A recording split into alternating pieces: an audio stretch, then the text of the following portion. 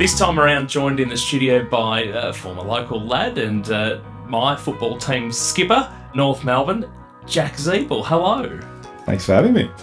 Good to see you. Now, obvious thing is to say the ties to the local area. You've grown up here. Let's talk about schooling and things like that. Paint that picture of childhood. Yeah, so I'm obviously a local lad, as you said, and I grew up in Wodonga my whole childhood. We were fortunate enough to live in town. I had the best of both worlds, to be honest. We lived in town with my parents, but my mum's parents were dairy farmers out in Talgarno. So until I was about 12 or 13, we used to spend pretty much every weekend out on the farm, and we used to ride motorbikes and help with the cows and milk the cows and do all the fun country stuff. And they retired when I was a bit younger and moved into town. And pretty much at that time, my old man then went and bought a house in the lovely country town of Midamida.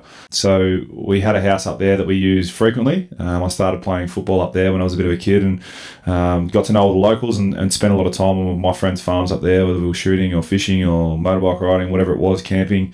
Enjoying the lifestyle, and I was a student at Wodonga Primary, although that school's changed quite a bit as I drive fast these days, and I went from there to Wodonga High, and in year 10 that changed to the senior secondary college, which it is now, and then I was fortunate enough to move to Melbourne in year 11 and 12 and go to boarding school at Caulfield Grammar. So I made the move at 15 and 16 into Melbourne, and I haven't really been back to live in Wodonga since then because I was drafted and played in the AFL now for 11 years. So it's always nice to get home and reflect on my journey a little bit, but it's also nice to be able to call Melbourne home and enjoy life down there too. Well, let's talk about the junior years, Mitta, playing footy out there. I'd guess cold winter mornings. Were you good to start with? Was it naturally a skill that you had to play football, or did it take a fair bit of practice over the years? Oh, it's probably a bit of practice helped. My old man was a country footballer. He played for just about every country club around this area. And I remember just as a kid growing up, getting in my footy gear before I was old enough to play football and kicking the footy around for the thirds and the seconds and the seniors all day long, run boundary for a pie and a can of Coke for the seniors, and whether that was in the Upper Murray League or the Toolangatta League or the Hume League, they'd played in the Ovens of Murray as well. So we did a few Ks in a few different leagues and teams, but growing up it's probably something that I was fortunately pretty good at, I suppose, as a kid. I played for Wodonga and Mitta pretty much my whole junior career. And I remember a few days up in Mitta, it was a bit cold. We used to have to travel to Mount Beauty at times and play the base of Falls Creek up there. And when it was cold, it was a little bit of snow around. And the force used to kick off, I think, at about 8:30 in the morning on in the middle of July. It's not much fun. So I sort of have to pinch myself when I run around on the MCG and see how far I've come from those days to where I am now. Well, earlier this year they got excited when there was snowfall in Canberra for the match that was in Canberra. And anyone who has probably played footy in this region moving towards the AFL, just like the olden days. Yeah, it is. And one of my best mates, John O'Segler, he's from up this way too. We played in Mitta for a year together in the Force, and he was at that game. I remember there's a famous photo of that game where he's looking up at the sky laughing because it was pretty comical that the AFL had planned a Friday night game in Canberra. It's probably one of the coldest places in Australia. But it did look pretty cool, to be honest. And there's a lot of people saying that's what we do every weekend. How do you think other people would describe you? Oh, it depends if they know me or they don't. If they don't know me and they see me on TV the way I play footy, they probably don't like me. But you get that when you play AFL, and people who probably do know me, I'd hope they'd say that I'm a kind, caring person who's got a lot of time for his friends and family, because that's the way I was brought up, and that's the way I like to think that I portray myself. Spare time, I'd imagine when you're playing footy at an elite athlete level, it's your profession.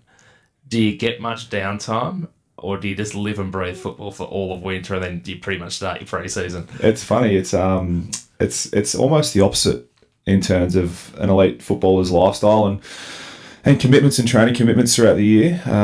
We go back to pre-season in the middle of November, and we pretty much train like demons 5-6 days a week from 9 till 5 pretty much, and you've got no spare time. And when you do have spare time, you're so tired from training so hard in the hot summer months that you don't really want to do anything. You hit the couch or jump in the pool and relax. Whereas in season, throughout winter when we're playing games, it's all about recovery. So we'll spend a little bit of time outside training and refining our skills, but then we'll also have a lot of time to relax and recover because we need to get ready for the game on the weekend. So essentially we have more spare time in winter than we do in summer. And unfortunately in Melbourne, the winter months aren't too kind weather-wise to get out and do too many things. And if I had my ideal hobbies every week that I could do, I'd definitely be out fishing and playing golf. I love those two things, but often I'm injured and I can't get on the golf course.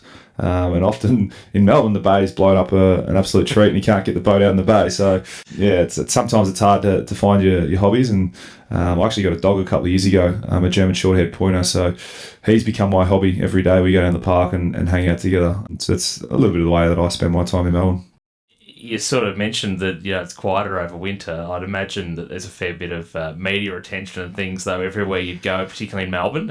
It's sort of similar in Sydney. They have the NRL media that just follow everyone and everything that breeds the sport. Is it the same in Melbourne? 100%. I mean, Melbourne goes into meltdown in football season. Although our physical hours at the club aren't too high throughout the footy season, the toll of the game takes on you mentally, and it probably, it's, especially when things aren't going too well, it becomes a bit of a drain throughout the season sometimes. But also when things are going well, it's a pretty exciting place to be in Melbourne when you're playing in a good side and you're winning.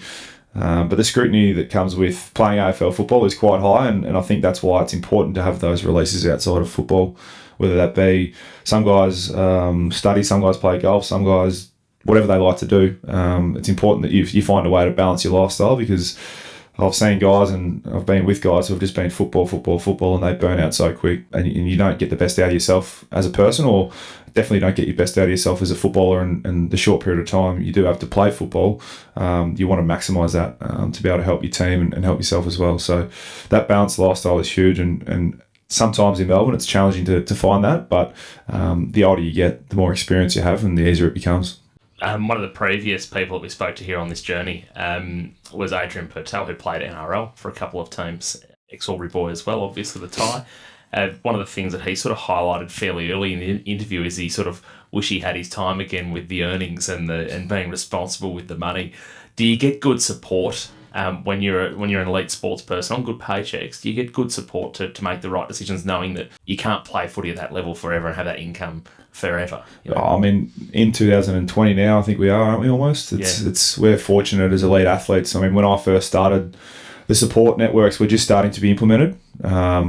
It's been a few well-documented sports personalities that have done the wrong thing and publicly gone the wrong way about it, and they're well-known stories. And I think after that, all that stuff was made public, we've got a great resource in the AFL Players Association, as well as our club. Our club is pretty big supporters of making sure that their people are well set up. And as you said, I think the average age of an AFL, or average lifespan of an AFL football these days, is 4 years. So if you get to play 8 years, 10 years, 12 years, I mean, that's fantastic. But at the end of the day, if you haven't gone and studied or furthered yourself in education, you've pretty much missed the first 10 years of your working life.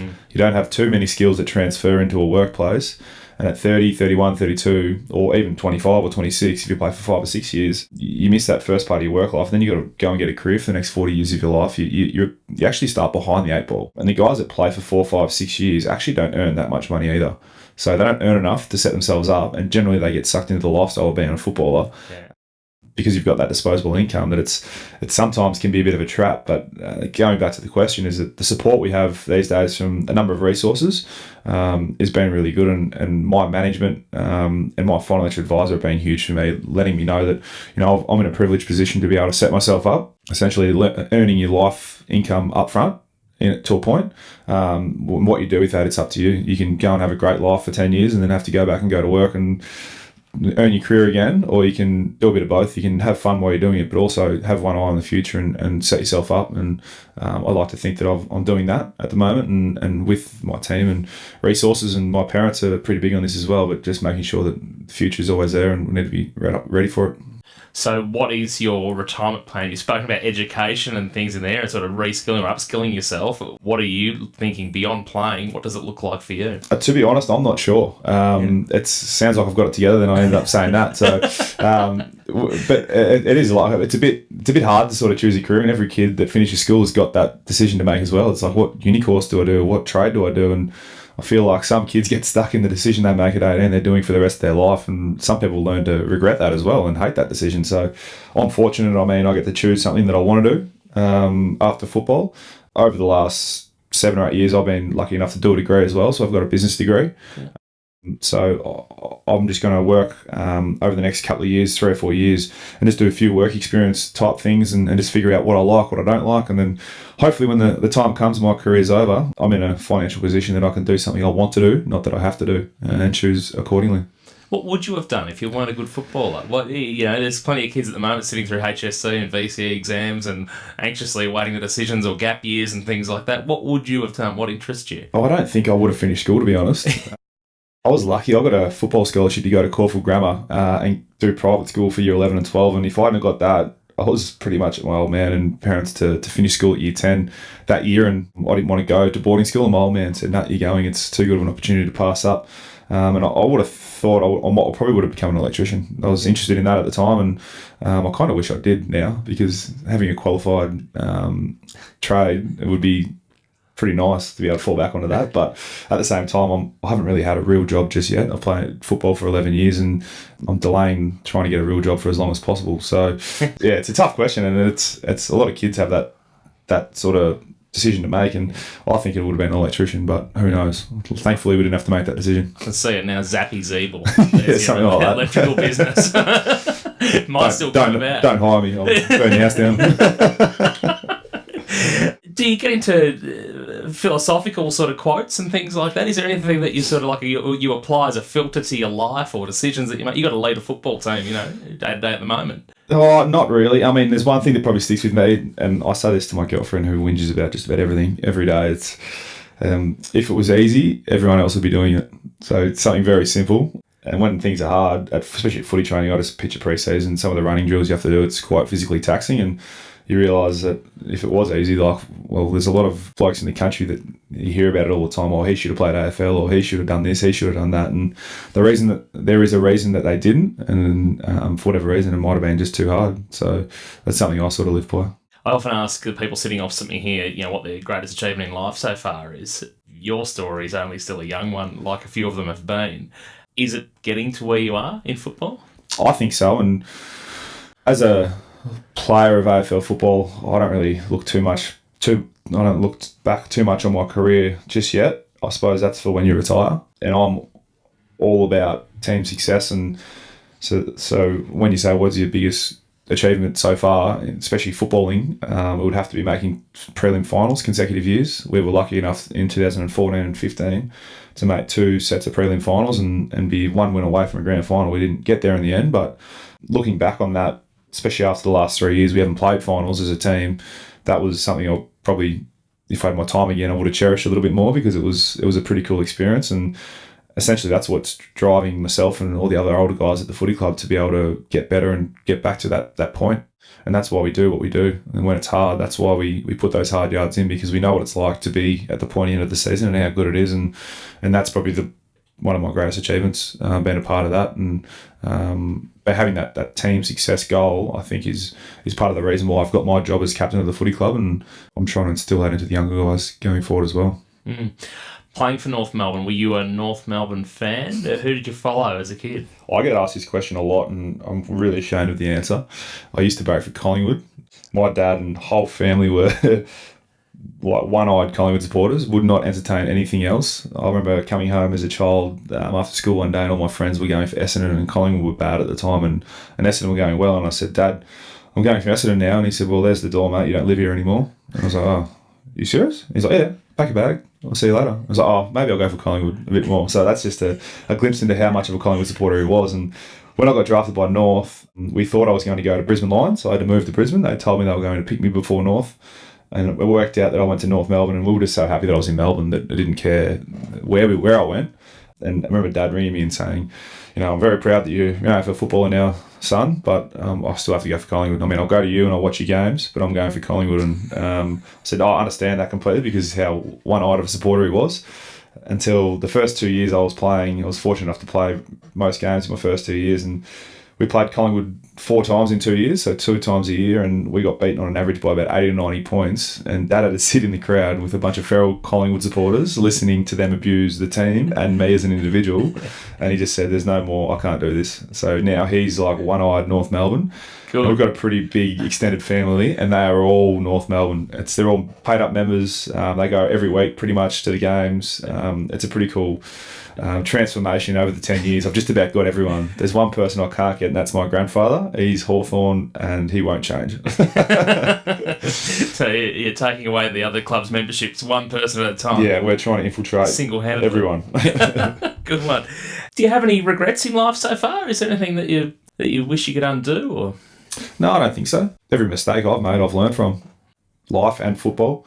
So, yeah, I think if you make the same mistake twice, you obviously didn't make the first one big enough because you didn't learn from it. But I was brought up to say that you needed to learn from your mistakes, and I think I've done that pretty well. Yeah. So I don't really have too many regrets, no. Any tough decisions that you've had to make over the years? No, I've been fortunate, to be honest, to live the life I have, and I've never been put in too much of a difficult situation where I've got to decide life decisions one way or another. And I've pretty much taken that out of, especially my footballing career. I would hate to be in a position to make a tough decision on your future. So I've always signed early and for as long as I can. And I signed a 5-year deal a few years ago, and I just wanted to take that completely off the table, that another club would come in and offer you a lot of money to play. And I want to be a one-club player, and I'm pretty confident I will be. So I've been fortunate enough that I haven't had to make too many tough calls, which is probably sheltered life. How long do you think you got left? I'd like to say 10 years, but I don't think I do.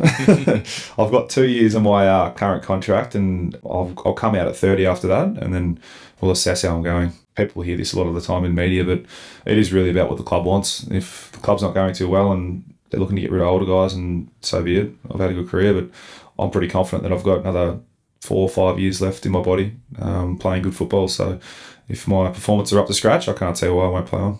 You mentioned a little bit earlier on about not taking in and living in the moment of a couple of finals bursts.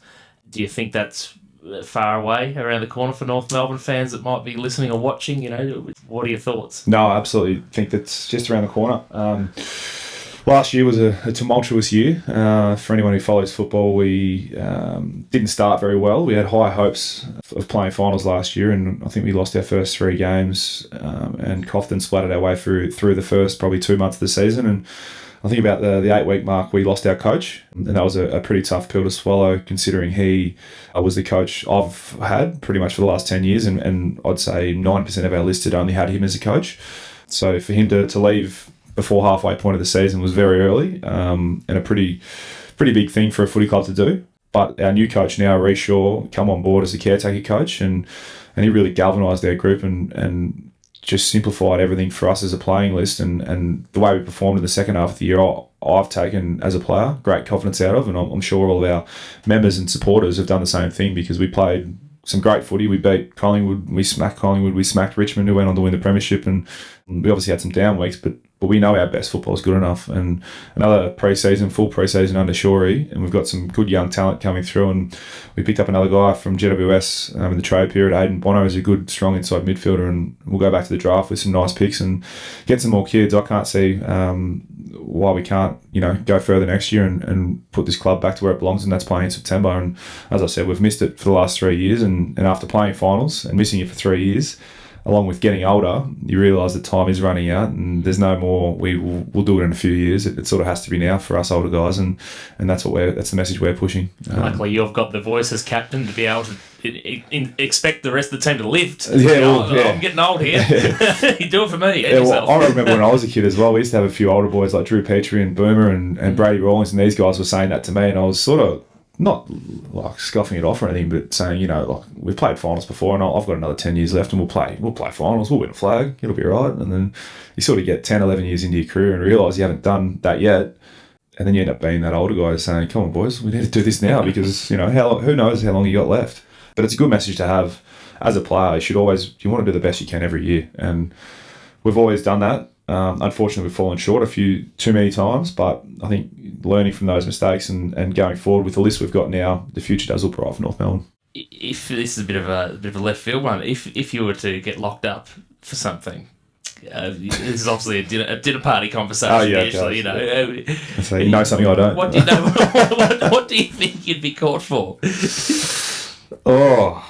This is the first time I've ever asked anyone this one. Wow. Because it's always interesting to see. I'll give you mine if it makes it easy for you. I think I'd be white collar.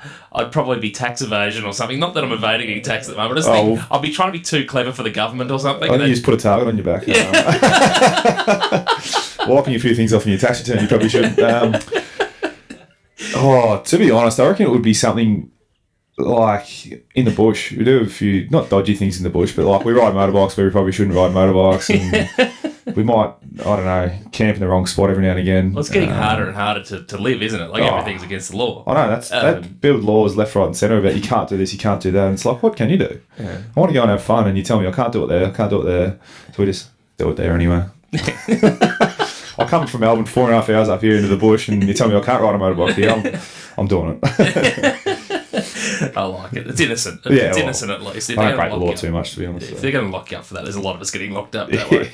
You mentioned before about losing a coach partway through a season. Obviously, I'd imagine that's fairly disruptive. How important is, because you also said that you don't think any skills that you have now might necessarily take you across to a new career, or the leadership of a coach, even a captain in your scenario. How important are those roles in anything, not just sport? Oh, huge. And just before, I did say that some things wouldn't translate. I mean, there's a lot that does translate from elite sport to the commercial world, to the corporate world. But it's just transferring those skills is a challenge if you haven't done it before. But the leadership positions held in any business, I think, are the most crucial because leadership is essentially trying to get a group of people to go in a direction that best suits the organisation. And that's challenging because everyone's different. And at footy clubs, everyone's got their own individual goals. We've got a goal as a team, but it's trying to align those goals and trying to get everyone to move in that one direction. And our club, we've got, I think, 45 guys on our playing list. So that's 45 individual goals that are all different. Trying to get that all into line with the one team goal is quite a challenge, and there's actually not enough hours in the day to get around to everyone to understand each person's goal, what they're doing, how they're doing it on a consistent basis. So that's why football clubs created leadership groups, and you can only have one captain, or you might have two captains as co-captains, but in my mind we've got four because our leadership group at the minute it's 4-man leadership group with Robbie Tarrant, Sean Higgins and Jamie McMillan and myself. I've got the official title as captain, but those guys do as much if not more than what I do with the playing group. They're an enormous support to me and what I do, along with Reece Shaw obviously, and our assistant coaches play a pretty important role in leadership as well. But it is one of the most crucial parts of business and sport, and probably sport to an extent in AFL, because on the weekend we get judged every Saturday for 2 hours by everyone in the country. Everyone's an expert. And if we don't perform, the pressure comes. It's not like your normal business to an extent. We do reviews every single week on your performance. It's like going to an office job or a corporate job, and every single meeting you go to, you get reviewed on it. It's like you don't do that. No one's got the time or the effort to do that. But in the AFL world, that's what happens. And guys learn from their mistakes, and how you teach those guys. Everyone's got different learning abilities. It's not like the old days back in the 1990s where Dennis Pager would come in and just, tar everyone with the same brush, and if you can't cop a spray, then get out the door. 2020, it's a little bit different. Some guys don't respond too well to copying criticism in front of people. So as a coach, it's challenging. As a leader, you need to understand what makes that person tick, the best way they learn, and how you can help influence them and their performance to help the team. And if that is by grabbing them one-on-one and going through some stuff with them away from the group because they don't want to get embarrassed in front of their friends if they've done something wrong, and they're going to respond better doing that way, then why wouldn't you do it that way? Whereas some guys, you put the heat on them in front of their group, in front of their teammates, they're going to get a big response from that because they're embarrassed in front of their friends. It's like, I'm not doing that again, I want to improve. So you just got to pick your mark and learn your teammates, and it all comes off the back of relationships, building those relationships, and that takes time. We're fortunate at a footy club that we get to spend pretty much every minute of the day with our teammates, so you got a lot of time to build those relationships. But yeah, I think Reece Shaw is our new coach. He's only been at the club 12 months. He started last off season as an assistant coach, and his ability to build relationships with the players in that short period of time, I've never seen anything like it. So I've got absolutely full faith in Shore's ability to influence the playing list because he's got those relationships. And another 12 months into those relationships, are going to be stronger and better. So I'm just super excited about what's ahead because I think the leadership at our footy club with our chairman, Ben Buckley, has made some big changes, but he's done that for the betterment of the team and trying to improve. So Ben Buckley, Ray Shaw and myself leading the way, I think it's going to be exciting times. You being a one-club player thus far, and as you said, you hope that's going to remain the case, you may have only seen one or two really examples, but getting culture right in a club, team, how important is that? And I guess you'd hear from other players from other clubs that you might be friends with and have come through development with. Is that sort of some of the problems you see? Perhaps sometimes when you see a coach turned over or if a team isn't performing, is it because of support they're lacking or things like that? Yeah, I think the word culture is thrown around a lot, and every single workplace in Australia has a culture, whether it's positive or negative. We spend an enormous amount of time on ours. We were fortunate enough fortunate or not fortunate, but our club's been through some pretty hard times over the last probably 2 decades, fighting off relocation, fighting off bankruptcy. I think about 7 or 8 years ago, we had nearly $6 million worth of debt, and we were trying to compete against teams like Collingwood and Richmond and Essendon, who were just unlimited in resources. We couldn't spend anywhere. We couldn't spend anything on our football department. Our facilities, when I first started, Wodonga Bulldogs Football Club's facilities were better than North Melbourne's. And somehow on field, North Melbourne could always compete.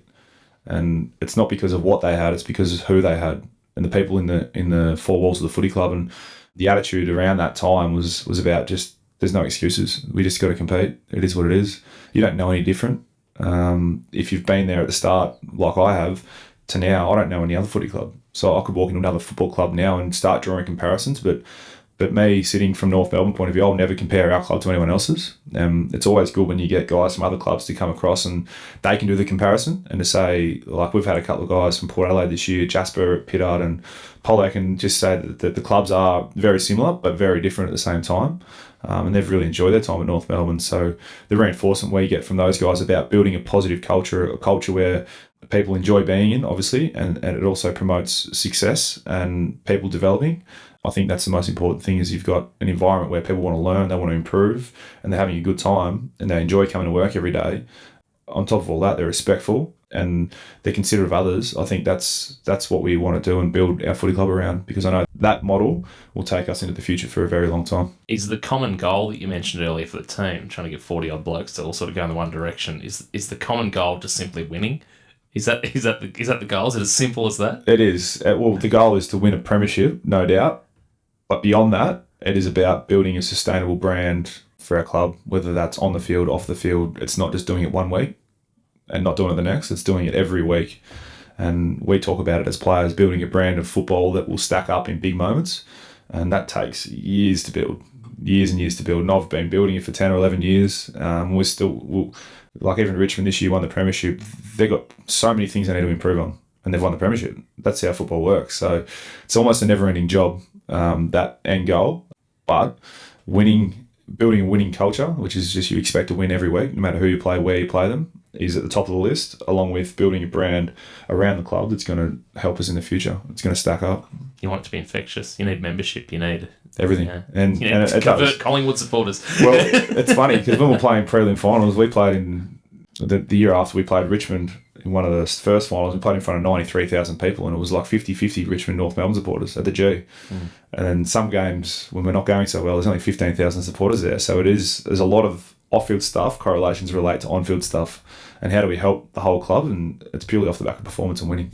If we do that, you'll watch any club in Australia, whether they just first start or not. GWS's numbers this year after making a grand final, their membership numbers next year will go through the roof. It's winning helps everything. So that's what we've got to build, is a winning culture. What we got to do is look at anybody's Facebook feed and what happens when Carlton wins a game. Suddenly all the supporters come out, don't they? With the benefit of hindsight, you sort of said you've learned from your mistakes that you've made. With hindsight, is there anything that you'd change or anything that you'd say to a younger you? Or to be honest, when I was a kid, probably from 15 to 17, I didn't train. I was pretty lazy and I didn't really know what it took to play elite level junior football, or I just sort of used to rock up and get all the way with playing on natural talent. I got found out in my first year of AFL pre-season. I was a chubby kid and not very fit, and it took me a couple of years to get fit. If I'd have done the work before that, getting there, I would have had more of an impact straight away, and I could have set myself up a little bit better. But as I said, that was a mistake I learned from, and I don't regret it because it made me more determined to then get fit and do the hard work and get ahead. But if I had my time again, I'd go back and do it a bit younger so that I could enjoy it a bit more. Is it getting harder to pull up after matches as you age? Yes, 100%. Without hesitation. I remember when I was first starting, 18, 19, a day after, 2 days after a game, I could spring out of bed, no worries at all. And some weeks this year, it takes you 3, 4, 5 days to get over a game, especially if you get a few bumps and bruises. I remember we had back-to-back 6-day breaks last year, and I was running out with a couple of the boys for the first warm-up before one of the games, and I'm saying, I'm still sore from last week's game. And we're about to play another game. So it does take its toll a little bit, but, I mean, the sports science practices these days to help you recover and get feeling better have also gone through the roof. So it's on you as an athlete, a professional athlete, to make sure your body can handle it. And with experience, you learn that. If there's a movie on your life, who would play Jack Ziebell? That's a tough one, isn't it? Probably a good-looking rooster. He wouldn't, but my favourite actor is Leonardo DiCaprio. He plays the best roles in all the movies. So I'd say him just because I like him. Yeah. He probably doesn't. I'm trying to, in my mind, morph his face over yours at the moment to see the similarities. There's not much there, is there? No, but he's a good actor. Yeah, take it. That's what I say. He's a good actor. It's probably the worst answer you've had to that question. But anyway. Soundtrack of your life? What would go with the movie? If there's an album that's released of that movie and you're doing your thing as a teenager or a current day, what are we? Are we at music festivals or where are we? You're probably skipping through the generations, I think, going from the Eagles and the Beatles back in the day to probably dance music at some point throughout that. Yeah, there's an array of things, no doubt, but I couldn't pick one. I'd pay a music director to sort that out for me. Good one. And one that we always end on, Jack, is if you could be anywhere in the world tomorrow, don't worry about money, where would you be and who would you have with you? That's a good question. If I could, I'd be in about 3 different spots. Probably New York, LA, or London, if I didn't have to worry about anything. They're 3 of my favourite cities in the world. I reckon they're fantastic. I'd probably have, your 3 best mates, your girlfriend, and, their girlfriends. So that the girls can go off and the boys can go off and do their thing. It'd be a good time. Yeah, good one. Well, thank you so much for giving us some of your time. I know you've come back from a fishing and camping trip that you've squeezed in. You're about to literally get in the car and head back to Melbourne. And all the best for season 2020. Hey? Thank you very much. Thanks for having me. And may the Shinboners come home with a premiership. Hopefully sooner rather than later, Jack Ziebell, thank you so much. Thanks very much.